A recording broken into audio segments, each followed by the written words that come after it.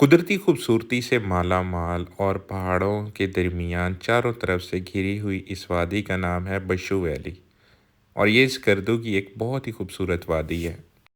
ये मेरी एक सिलसिलावार सीरीज़ है जिसमें मैं अपने स्कर्दू के सफ़रनामों के बारे में आपको बता रहा हूँ और अपने ख़्यालात के बारे में आपको आगाह कर रहा हूँ। इससे पहले मैंने आपको बिलामिक और चोरसे वैली के बारे में कुछ बताया था। बिलामिक से वापसी पे हम बशू वैली पहुँचे और यहाँ पे हमने रात को स्टे किया। रात काफ़ी देर से पहुँचे थे, कुछ वीडियोस बनाई लेकिन उनका रिज़ल्ट अच्छा नहीं था। सुबह उठे, नाश्ता हमने इस धूप में बैठ के किया। पानी के ये गुज़रते नाले और झरने और इनके किनारे बैठ के सुबह नाश्ता करना, आहा हा हा!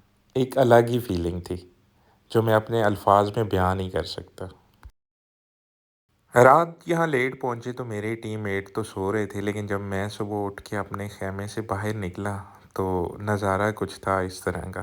धूप थी लेकिन उस धूप में पानी का शोर और इस घास की रंगत और हल्की-हल्की ठंड ने सुबह का मज़ा दुबाला कर दिया। रात को यहाँ पे पहुँचने पे कुछ ऐसा लगा कि शायद यहाँ पे हम ही हैं, बहुत खामोशी थी, सिर्फ़ पानी का शोर था। लेकिन जब सुबह उठे तो आस-पास तो ख़ैमों का रश लगा हुआ था। बहुत से यहाँ पे टूरिस्ट हमसे पहले आए हुए थे।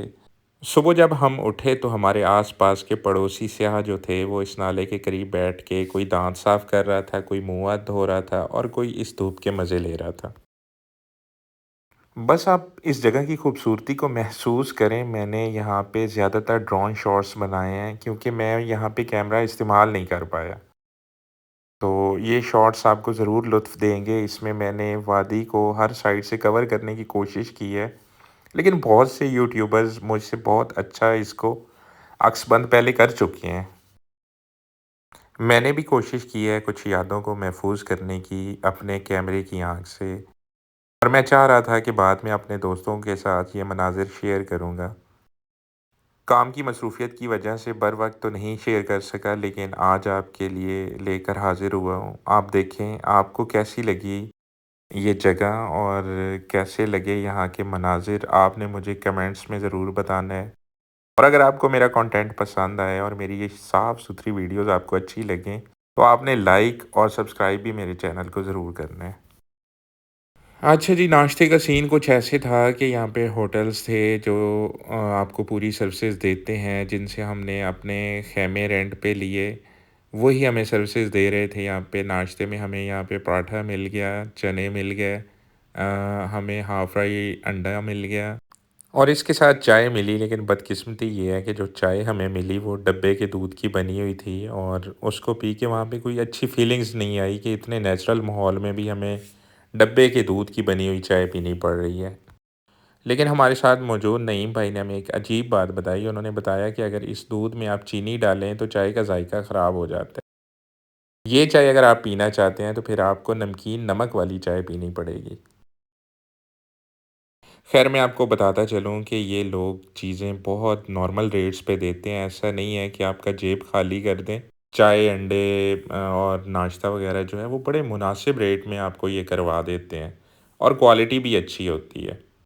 मैंने वहाँ से चंद लोगों से सुना है कि इस वादी की जो बैक साइड पे पहाड़ हैं, जो सामने आपको नज़र आ रहे हैं, इसकी बैक साइड पे आस्तोर वैली है। और यहाँ पे मौजूद मकामी लोगों ने मुझे बताया कि यहाँ से 4-5 घंटे की अगर आप मुसाफ़त तय करें तो आप देवसाई भी पहुँच सकते हैं। ये सामने वाला जो पहाड़ है इसको आपने क्रॉस करना है। हम यहाँ पे अगस्त के महीने में पहुँचे तो मौसम बहुत ही नॉर्मल था, मतलब लोग आम ज़िंदगी के काम कर रहे थे, जानवर उनके नीचे चल रहे थे और चारे का उनको कोई इशू नहीं था। यहाँ पे रहने वाले लोगों ने मुझे बताया है कि जब यहाँ पे ठंड आती है, मौसम सर्द होता है, तो ये सारे लोग पीछे पहाड़ों में चले जाते हैं और वहाँ पे मौजूद अपनी चरागाहों में अपने जानवरों के लिए चारा ढूँढते हैं और यहाँ से ऊपर शिफ्ट हो जाते हैं। अच्छा, इन पहाड़ों का और इस सब्ज़े का और इस पानी का एक अपना रौब है। यहाँ पे रहने वाले लोग जो हैं मैं उनको खुशकिस्मत तस्वर करता हूँ। ज़िंदगी मुश्किल ज़रूर है लेकिन यहाँ पे रहने का, इस ख़ालिस माहौल में जीने का जो एक मज़ा है ना, वो भी नेक्स्ट लेवल ही है। अच्छा, जो इलाके की अच्छी बात है वो सामने जो बिल्डिंग है वो एक स्कूल था और वो लड़कियों का स्कूल था, जहाँ पे सुबह ही सुबह जब हम नाश्ता कर रहे थे काफ़ी बच्चे आ रहे थे। جو کہ تعلیم حاصل کرتے ہیں یہاں پہ۔ تو یہاں لگ رہا تھا کہ لوگ جو ہیں وہ پڑھے لکھے ہیں، اپنے بچوں کو تعلیم دلواتے ہیں یہاں پہ۔ جس اسکول کا میں آپ سے ذکر کر رہا تھا، اس کی بلڈنگ یہ سامنے ویڈیو کلپ میں نظر آ رہی ہے۔ آس پاس گاؤں ہیں یا دیہات ہیں، وہاں سے بچے صبح صبح اس میں پڑھنے کے لیے آ رہے تھے، اور ان کی تعداد اچھی خاصی تھی، جس میں لڑکیاں لڑکے شامل تھے۔ یہ جہاں سے ہماری گاڑی گزر رہی ہے، یہاں پہ اس علاقے کا ایک قدرتی فریج موجود ہے، یعنی کہ ایک ایسی غار جس میں فل ٹھنڈک ہوتی ہے اور لوگ اپنی چیزیں یہاں پہ رکھتے ہیں۔ اس غار کی یا اس ٹھنڈے فریج کی ویڈیوز تھی میرے پاس، لیکن وہ مجھ سے ریموو ہو گئیں، جس کی وجہ سے میں ابھی آپ کو دکھا نہیں پا رہا۔ یہ سامنے جہاں پہ ہماری گاڑی گزر رہی ہے، یہاں پہ وہ فریج نما ان کی جگہ موجود ہے، وہ غار موجود ہے جس میں یہ اپنی وہ چیزیں رکھتے ہیں جو گرمی سے خراب ہو جاتی ہیں۔ یہاں پہ ہم نے گزاری تھی اپنی ایک رات اور ایک آدھا دن۔ کرایہ انتہائی مناسب تھا، 4000 روپے میں انہوں نے ہمیں ٹینٹ دیا گرم پانی کے ساتھ، جس میں ہم نہا بھی سکتے تھے۔ بہت اچھی، مناسب اور صاف ستھری رہنے کی جگہ تھی۔ یہاں پہ میں اپنی اس ویڈیو کو ختم کر رہا ہوں، اور میں امید کرتا ہوں کہ آپ میرے کانٹینٹ کو ضرور پسند کریں گے، میری ویڈیوز کو لائک اور شیئر کریں گے، اور میرا چینل بھی ضرور فالو کریں گے۔ میرا مشن یہ ہے کہ میں پاکستان کی ایسی ہی خوبصورتی دنیا کو دکھاتا رہوں۔ بہت شکریہ، اللہ حافظ۔